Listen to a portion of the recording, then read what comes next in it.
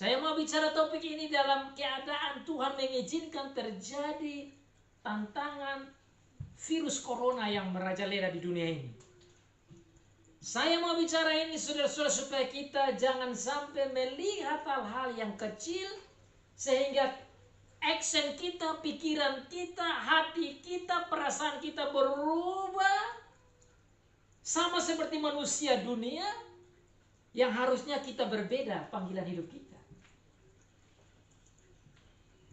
Makanya saudara-saudara, di dalam keadaan seperti ini kita membaca firman Tuhan dari Efesus pasal 4 tadi.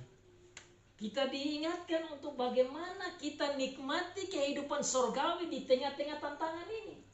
Dibicarakan di sana selanjutnya tentang bagaimana kita punya persekutuan dengan Tuhan harus ada. Dalam Efesus pasal yang keempat ayat 18-19.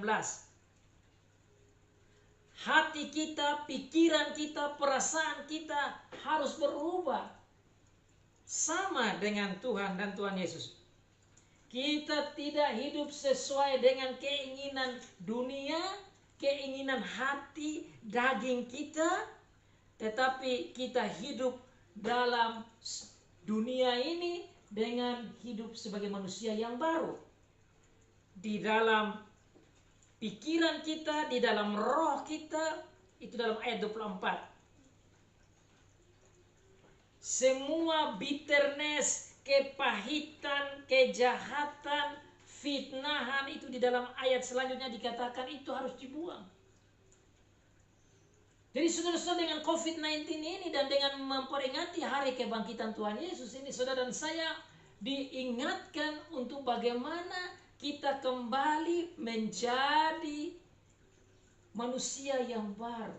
Kita dipanggil untuk ikut panggilan kita sebagai manusia yang baru yang telah hidup baru bersama Tuhan Yesus. Bagaimana kita membuat rumah kita menjadi a little heaven? How can we make our house where we are being locked down but still a little heaven?